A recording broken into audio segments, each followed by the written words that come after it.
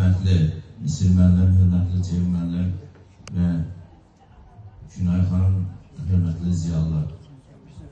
Bugün biz şablon sözlərdən, standart, ümumi sözlərdən qurtarmaq lazımdır. Bəzi natiflərin çıxışında bir anlıq hesab elədim ki, biz SOYKP-nin 27-ci qurultayındayıq. Bir-birimizə bəy tərifi demək prinsipcə bizə nə verir?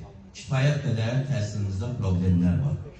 Əvvəla qaydaq hörmətli Misir müəllimin dövrünə. Misir müəllim təhsil naziri olanda özü də burada iştirak edir və şəxsinə böyük hörmətim var. Təhsildə çox böyük, həqiqətən progres var idi və istər müəllimlərin səviyyəsində, istər təhsildə. Çünki Misir müəllim laboratoriyadan gəlmişdi.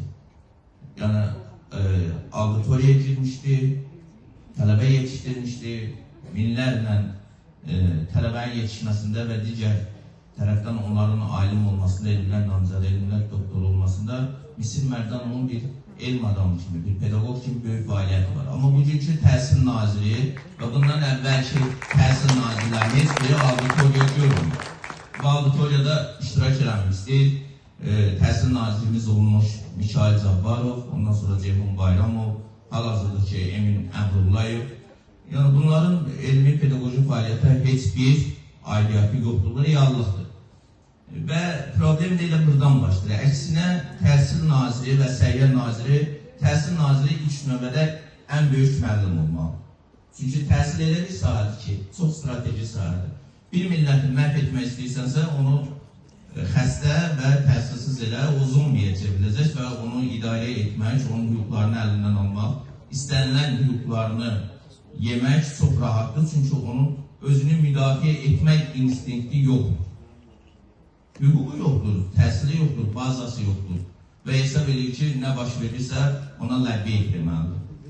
Və bugün götürək 11 il bundan öncəni 2014-cü ilin 1-ci sinifə nərk edən deyək ki, 116 və yaxud bəzi rəqəmlərdə 118 min şagird olursa, 9-cu sinifə gəlçilində bu şagirdlərin 20-25% itir. Məktəbdən yayınır, təhsildən yayınır. Və nə işlə məşğuldur? Götürün Daxili İşlər Nazirliyinin statistik rəqəmlərinə baxsanız, həmin bu şagirdlərin çoxusu partiya, narkotika qurşanır. Və azyaşlıların törətdiyi kriminogən duruma baxsaq, bugün Azərbaycan Respublikasının illik kriminal statistikasına nəzər yetirəndə azyaşlıların törətdiyi cinayətlər daha da çoxdur. Səbəb, çünki onlar təhsildən yayınırlar. Nadir müəllim deyir ki, məktəbin işi təhsil vermək əsas məsələ deyil. 44 günlük müharibələr heç də onu təhsil işçiləri alıb torbağa qaytarmadı. Mən sizə bir şey xatırladım, hörmətli Nadir müəllim.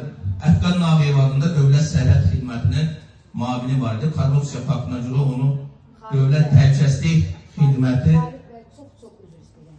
Spikerlərimiz gözləyir, çox qısa fikrinizi bildirin, yəni tədbirimiz uzanmasın.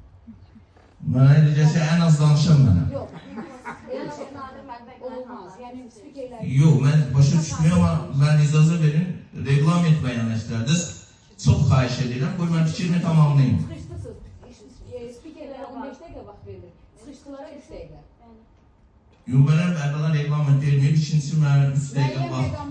Yox, burada söhbət üzr istəyirəm, elan edəndə hörmətli bilməm sizin adınızı xanım. Öyrənəm səbəblərini.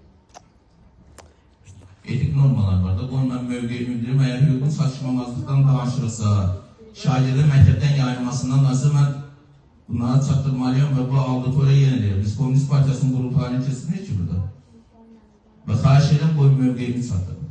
Mən müxalifətçi deyiləm, dövlətə və dövlətçiliyə də çox sadiq adamam, cənab prezidenti də həm şəxsi münasibətlərimiz var, açıq auditoriya deyirəm, mən çox istəyirəm, o mənim şəxsən ailəmi yaxşı tanıyır, mən də cənab prezidenti yaxşı tanıyım, ancaq bütün bunlarla bərabər nöqsanlarımız var. Cənab prezident özü dəfələrlə deyir ki, təhsildə korrupsiya var, səhiyyədə korrupsiya var. Korrupsiya yoxsa onda korrupsiya qarşı mübarizə baş idarəsi nə üçün var?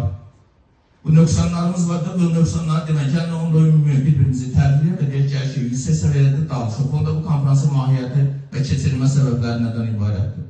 Biz nöqsanlarımızı deməliyik də, burada hörmətli millət vəkilləri də iştirak edir. Və əsas məsələ, məktəbdə müəllimlərin, mən birinci növbədə düşünən ki, repetitor məsələsində əmək haqqısı çox aşağıda. Əgər müəllim gedib dərsdən sonra da haradasa fəhləlik edirsə, o normal əmək haqqısı yüksək səviyyədə olsa, mənə görə mən bu gün hesab edirəm ki, müəllimlərə və səhiyyəçilərə ən azı 5.000 pul vermək lazımdır. Ən az. Və müəllimin əmək haqqısı yüksəlsə, 88-ci ildən bu günə qədər 2025-ci ildir. Məktəb direktorları var, 37 ildir. 35 ildir məktəb direktorudur və əksəriyyət qovma əqrabasında yığılır məktəbə. Və bürokratik bir aparat yaradır. Məktəb direktorları var ki, rayonlarda uşaqların şagirdlərin adını yazılır məktəbə, hər uşaqdan 500-700 manat pul qəbul edir. Uşaq dərsə gəlmir, atestatı yazılır, qiymətlər yazılır, repetitor yazılır. Hansı ki, birinci qrupa, ikinci qrupa verir. Özünüz də bilirsiniz ki, bu problemlər var. Bunu məktəb direktorları edir. Və burada nə baş verir? Korrupsiya baş verir. Bu korrupsiyanın kökünü kəsmək lazımdır. Bu bürokratik aparatın öz başınalığın kökünü kəsmək lazımdır. Hər şeyi yükləmək lazım deyil Sıravi müəllimin üzərində. Sıravi müəllimin hüququ var ki, Sıravi müəllim sosial mediada çıxıb etiraz edir, Nadir müəllim ki, səsinizi çıxardır. Bir müddətdə sonra məktəb direktoru 1-2 nəfər də özünə yaxın olan adamlar həmin müəllimin üzərinə qoyur, həmin müəllimi tədrisdən uzaqlaşdırırlar. Və persona non grata elan olur. Sanki o məktəbdə ən arzu olunmaz bir şəxsə çevrilir. Biz dəfələrlə bunu sosial mediada görmüşük. Bu cür nöqsanlarımız var. Gəlin, demokratik bir cəmiyyətdə yaşayırsa, Azərbaycan Respublikasının Konstitusiyasının 42-ci maddəsi var. Təhsildə bilavasitə, yəni vətəndaşın təhsil alması məcburidir, imperativ qaydadadır. Və Azərbaycan Respublikasının Konstitusiyasında referendum yolu ilə keçirilir və səs vermə, yəni Azərbaycan xalqının 10 milyonu xalqı o referendumda o Konstitusiyaya səs verir və